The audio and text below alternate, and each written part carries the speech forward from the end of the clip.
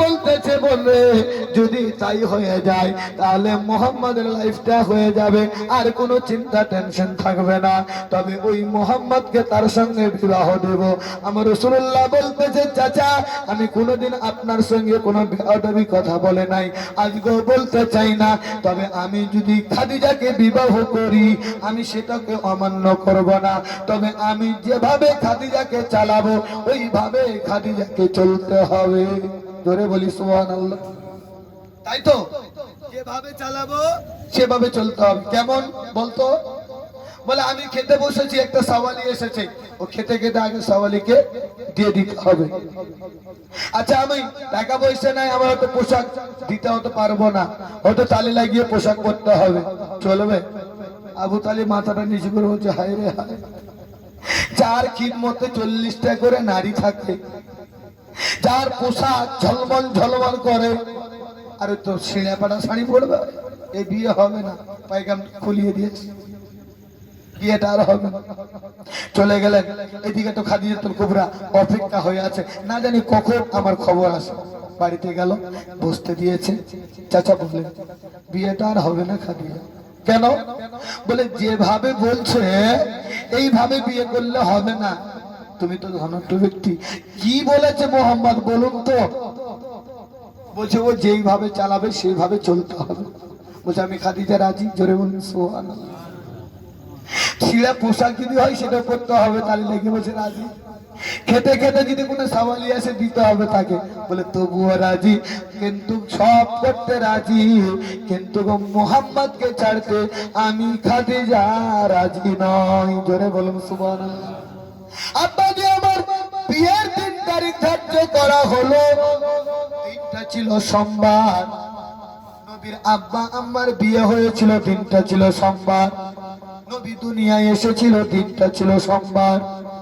নবী দুনিয়া থেকে আপনার বলা হয়েছে হিজরত করে মক্কা থেকে মদিনায় গিয়েছিল, দিনটা ছিল সোমবার। আপনার কোরআন নাযিল হয়েছে, দিনটা ছিল সোমবার। রাসূলুল্লাহ মিরাজে গিয়েছেন, দিনটা ছিল সোমবার। সোমবারের দিনের সঙ্গে অনেক কিছু ঘটনা লুকায়িত রয়েছে। রাসূলুল্লাহ সাল্লাল্লাহু তাআলা আলাইহি ওয়াসাল্লামকে নিয়ে চাচা আব্বাস এদিকে আবু তালিব চলে গেলেন বাবা বিয়া দেওয়ার জন্য। এইদিকে ওয়ারাকা বিন নাফিল এইদিকে তৈরি হয়ে আছে, এইদিকে বিবাহে নিয়ে সবাই চলে এসেছে। ওই জায়গায় আপনার বলা হয়েছে বিবাহের মোট দিন ধার্য করা হলো। দিন ধার্য করার পরে আপনার বলা হয়েছে আজকে আমরা বিবাহ দেই, মোহর ধার্য করি কি করি না? করি তো। কয় লাখ টাকা মোহর করেন? এখন 10,000-এর কম হয় না। রায়গঞ্জে 10 লাখ টাকার নিচে হয় না। না মোহরানা কত টাকা ধার্য করা হয়? 1,000 2,000? আচ্ছা, নগদ দিয়ে তো আলহামদুলিল্লাহ খুব সুন্দর একটা রেজাল্ট আপনাদের এলাকায় পেয়েছি। এবার আমার নবী মুস্তাফার তো বিবাহ হয়েছে, মোহরানা তো ধার্য করা হয়েছে। তৎকালীন যুগে কত টাকা মোহরানা ছিল কারো জানা আছে? জেনে নেন। মাদারের যে নবুয়তের মধ্যে এসেছে, যখন রাসূলুল্লাহ সাল্লাল্লাহু তাআলা আলাইহি ওয়াসাল্লামের দিন ধার্য করা হলো, মোহরানা তাই করা হলো, বাঁধা হলো 400 মিসকাল। জোরে বলুন সুবহানাল্লাহ। 400 মিসকাল বোঝেন? কয় টাকা হবে? 400 মিসকাল আসবে হিসাবে কত? কোন কোন কিতাবে আবার লিখেছে 20টা উট আপনার মোহরানায় ধার্য করা হয়েছে। তৎকালীন যুগে একটা উটের দাম কত হতে পারে? এখন কত বর্তমানে বাজারে? 30,000 40,000 একটা উটের দাম, নাকি বলেন? তার থেকে বেশি, 1-8 লাখ। আচ্ছা, তো যাই হোক, আগে কম ছিল এখন বেশি হয়েছে। এবার মোহরানাটা যে আপনারা 500 টাকা ধার্য করছেন কোন হিসাবে? নগদ হিসাবে। নগদ 500 টাকা মোহর কি হলো?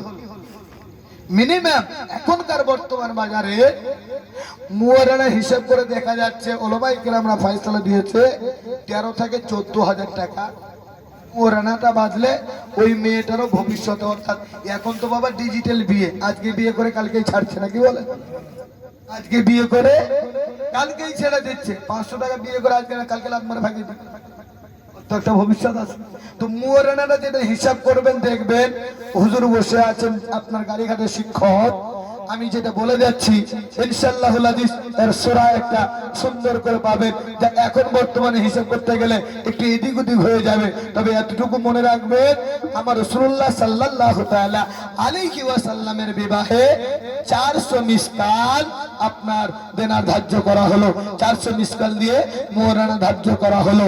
আবার কেউ বা বলেছে 20টা উটের কথা। তো যাই হোক, এই 400 মিসকাল বা 20টা উট হিসাব করে যা দেখা যায় অনেক বেশি। আবার অনেক জায়গায় খবর আছে যে বাকিতে মুয়ারানা লেখো 3 লাখ টাকা মুয়ারানা বাঁধা হলো, 786 টাকা নগদ দিল, সম্পূর্ণ বাকি থেকে গেল। এমনটাও তো এলাকায় আছে, তো আছে। কিন্তু যারা 10 লাখ 20 লাখ টাকা মুয়ারানা লিখছেন তারা হুঁশিয়ার হয়ে যান, সাবধান হয়ে যান। এ যুবক, আজ ছাড়া কাল তুমি বিবাহ করতে যাবে, তোমার মাথায় রাখবে 10 লাখ টাকা মুয়ারানা, তোমার এটা স্ত্রীর হক, 10 লাখ টাকা বাঁধিয়েছে, তোমাকে দিতেই হবে। দুনিয়াতে না দিতে পারলে কিয়ামতে তোমার ছাড় নাই। তাহলে ওই হিসাবে তোমরা বিবাহটা করবে। চলুন মুসলমান, বুঝা গেল মুহর বাঁধা এটা সুন্নত, খুতবা করা এটা সুন্নত। রাসূলুল্লাহ সাল্লাল্লাহু তাআলা আলাইহি ওয়াসাল্লামের দিন ধার্য করা হলো, মুহরানাতেই করা হলো 400 মিসকালে। এবার বিবাহের মাইনমাতা মঞ্চে দাঁড়িয়ে আবু তালিব খুতবা করতেছে, আবু তালিব শুকরিয়া আদায় করতেছে। আপনার যেমন খুতবা আদায় করে আব্বাস দাঁড়িয়ে গেল, সেও শুকরিয়া আদায় করলো, তারা বসে গেল। এবার ওরা কাবিন নাফিল তিনিও আদায় করছেন খুতবা, তিনিও প্রশংসা করছেন। ওই ওরা কাবিন নাফিল বলতেছে, আমার বোন সৌভাগ্য যে বানি হাশিমের গোত্রে এই মুহাম্মাদের কাছে আমি আমার বোনকে বিবাহ দিচ্ছি, আমি বড় ধন্য, আমি বড় আনন্দ। আব্বাজি আমার বিবাহ হয়ে গেল। যখন রাসূলুল্লাহর বিবাহ হয়ে গেল, মক্কার লোকেরা একটা ভুল কথা রটিয়ে দিল, এই খাদিজা এর মাথা খারাপ হয়ে গিয়েছে, এই খাদিজা এর দেমাকে কাজ করে না। কি করেছে? বলে মুহাম্মদকে বিবাহ করেছে। যেই মুহাম্মদ গরিব, যেই মুহাম্মদ গরিব, এই মুহাম্মদকে বিবাহ করেছে। আবার কেউ বা বলেছে মুহাম্মদ পাগল, কেউ বা বলেছে মুহাম্মদ হচ্ছে লুবি। যে যেটা পারে বাবা এক এক রকম বলতেই থাকে। খাদিজাতুল কুবরা রাদিয়াল্লাহু তাআলা আনহা রাসূলুল্লাহ সাল্লাল্লাহু তাআলা আলাইহি ওয়াসাল্লাম কি বিবাহ করার পরে যখন চতুর্দিকে লাঞ্ছনা গাঞ্ছনা মানুষ বলতে শুরু করে দিল, আমার দয়ার নবীর কানে কথাটা পৌঁছে গেল। এইদিকে বাবা বিবাহের প্যান্ডেল রয়েছে, প্যান্ডেল কিন্তু ভাঙ্গা হয় নাই। খাদিজাতুল কুবরা আমার রাসূলুল্লাহকে ডাক দিয়ে বলতেছেন, ইয়া রাসূলুল্লাহ, ইয়া হাবিবাল্লাহ, নবী গো, আমি একটা কথা বলতে চাই। কি কথা বলতে চাও খাদিজা? বলো। বলে এতগুলো ধন সম্পত্তি আমি তোমাকে বিবাহ করেছি, আমি খাদিজা সব তোমার হাতে সঁপে দিতে চাই। আমার রাসূলুল্লাহ বলেছিল, খাদিজা রে, তুমি তোমার কর্তব্য পালন করবে, আমি মুহাম্মদ আমার কর্তব্য আমি পালন করব। আমার কর্তব্য পালন করাতে তোমার কোনো কথা আছে নাকি? তোমার কোনো দাবি আছে নাকি? ওই খাদিজা তিনি বলেছিল, ইয়া রাসূলুল্লাহ, নবী মুহাম্মদ, আমার কোনো দাবি দাবা নাই, আমি কিচ্ছু বলবো না। কেদার মিল্লাত ইসলামিয়া মক্কার লোকেদের দ্বিতীয়বার দাওয়াত করা হলো, সবাইকে ডাকা হলো। যারা যারা কুমন্তব্য করেছিল সবাইকে ডাকা হলো, কারণ আজকে খাদিজা যোগ্য একটা জবাব দেবে। আজকে খাদিজা সবার সামনে প্রমাণ করাবে। সবাই চলে এসেছে। ওই খাদিজাতুল কুবরা বলতেছে, তোমরা যারা বলেছিলে মুহাম্মদ লুবি, তোমরা যারা বলেছিলে মুহাম্মদ পাগল, তোমরা যারা বলেছিলে মুহাম্মদ গরিব, আমি খাদিজা আমার যতগুলো ধন সম্পত্তি রয়েছে এই সমস্ত মালিক আমি আমার স্বামীকে করে দিলাম। জোরে বলেন সুবহানাল্লাহ। করে দিলাম। তোমরা শোনো, যারা আজকে তোমরা কুমন্তব্য করো, একটু গভীর মনোযোগ সহকারে শোনো। এই যে আমি সমস্ত জিনিস তার হাতে তুলে দিলাম, তোমরা পাগল বলো না, তোমরা পরলোভী বলো না, তোমরা আপনার গরিব বলো না। আমার স্বামী হচ্ছে বাদশার বাদশাহ, আমার স্বামী হচ্ছে বাদশাহ। চট করে আমার রাসূলুল্লাহ সাল্লাল্লাহু তাআলা আলাইহি ওয়াসাল্লাম বলতেছেন, খাদিজা রে তোমার বক্তব্য শেষ, তোমার দেনা পাওনা শেষ। বলে ইয়া রাসূলুল্লাহ সব শেষ। আমার রাসূলুল্লাহ দয়ার নবী, মায়ার নবী, রহমাতুল লিল আলামিন নবী মুস্তাফা, আপনার পর নবী ছিলেন না। দয়ার নবী গরীব ছিলেন না, দয়ার নবী পাগল ছিলেন না।